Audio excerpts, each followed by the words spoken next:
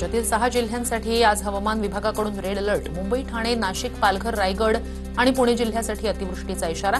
तर रत्नागिरी, सातारा, कोल्हापूर, सांगली, छत्रपती संभाजीनगर जिल्ह्यांना orange alert जारी. कोकण, मध्य महाराष्ट्र आणि मराठवाड्याला 30 सप्टेंबरपर्यंत अतिवृष्टीचा इशारा. राज्य आपत्कालीन कार्य केंद्राकडून माहिती. नागरिकांना सतर्कता बाळगण्याचं आवाहन. मुंबईसह उपनगरात रात्रभर मुसळधार पाऊस. विजांच्या कडकडाटासह बरसला पाऊस. दिवसभर मुसळधार पावसाचा हवामान खात्याचा इशारा. वसई, विरार आणि परिसराला रात्रभर मुसळधार पावसानं झोडपलं. वारा आणि विजांच्या कडकडाटासह मुसळधार पाऊस बरसला. शहरातील सखल भागात साचलं पाणी. मीरा भाईंदर आणि परिसरात सुद्धा रात्रभर मुसळधार पाऊस. संततधार पावसामुळे सखल भागात पाणी साचण्याची शक्यता. नांदेडच्या आसना नदीला पूर आल्यानं हायटेक सिटीत पाणी शिरलं. हायटेक सिटीतून 25 नागरिकांना अग्निशमन दलाकडून रेस्क्यू. महापालिकेकडून मदत आणि बचाव कार्य सुरू. जळगावच्या चाळीसगाव तालुक्याला मुसळधार पावसानं झोडपलं. पाटणदेवी परिसरातील डोंगरी नदीच्या उगमस्थानावर मुसळधार पाऊस. डोंगरी नदीला महापूर. शहरातील अनेक सखल भागांमध्ये शिरलं पुराचं पाणी.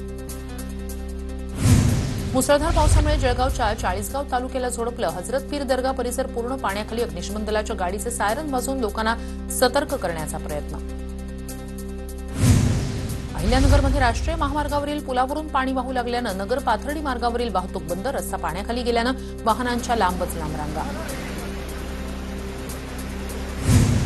तर अहिल्यानगरात ढगफुटी सदृश पावसानं दाणादाण. राहता शहरातील व्यापाऱ्यांच्या गाळ्यामध्ये पाणी शिरल्यानं मोठं नुकसान.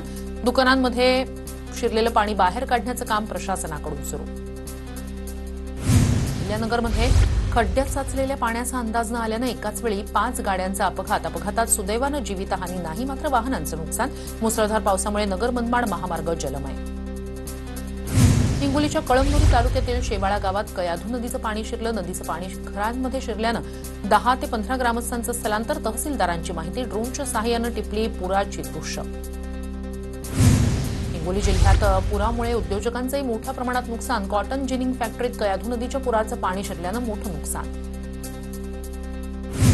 धाराशिवच्या भूम तालुक्यातील पांढरेवाडीत मांजरा नदीचं पाणी शिरलं. गावातील नागरिकांचं स्थलांतर करण्यासाठी प्रशासनाची तयारी. घरात पाणी शिरल्यानं अनेकांचं प्रचंड नुकसान.